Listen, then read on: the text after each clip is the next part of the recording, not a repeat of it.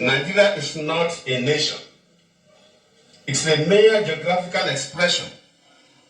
There are no Nigerians in the same sense as there are English, Welsh, or French.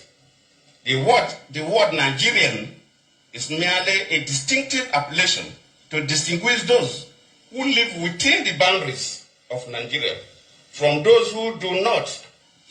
This is accredited to Chief Obafemi Awolowo, the former Prime Minister of the Western region.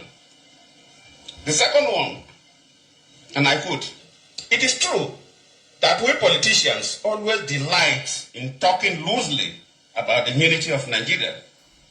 60 years ago, there was no country called Nigeria.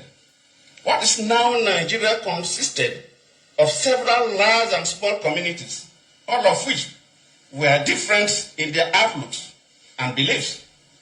The advent of the British and that of Western education has not materially altered the situation, and the many and varied communities have not knit themselves into a composite unit." This is accredited to Sir Amadu Bello, former Premier of Northern Region.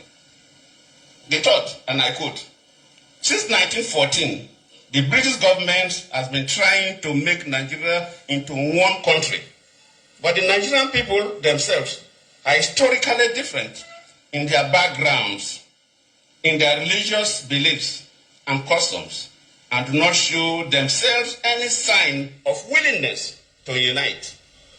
The Nigerian unity is only a British intention for the country." This is...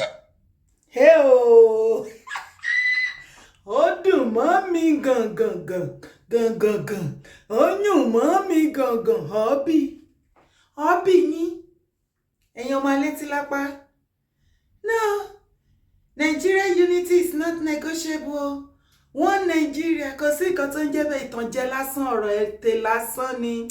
Mo kí yín jàre gbogbo ẹ̀yin olólùfẹ́ dára nílé lóko lẹ́yìn òdì, gbogbo ibikíbi tẹ́tí wò mí àbí tẹ́tí ń gbọ́ mi. Orúkọ tèmi ò yípadà, Yèyé Dára Global àti Yèyé Dára ọmọlúàbí one òní mò ń jẹ́. Ṣẹ́yìn náà ti fi ti ara yín gbọ́. Ọmọ Yèmí, Ìmáyèmí. Má jẹ́ àtọ̀ra wa jẹ mọ́. Ó ti pẹ́ táwọn àwọn leaders wa ti ń tàn wá.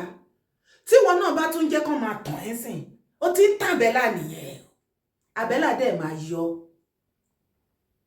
Ṣé o rò pé ìgbésí ayé tó ń gbé lọ́wọ́ bó ṣe nira tó? Wo ọ̀pọ̀lọpọ̀ yín lẹ ti bímọ sílẹ̀. O tún fẹ́ kọ́mọ ẹ̀yìn ẹ̀rìtì irú ìyá títẹ. Meanwhile ṣó mọ̀ pé ọ̀dọ̀ àwọn ìyá tẹ́ ti ẹ̀rìtì ìyá tí wọn ò tó ti wá o, àbí? Definitely àwọn ọmọ tá a bí kalẹ̀.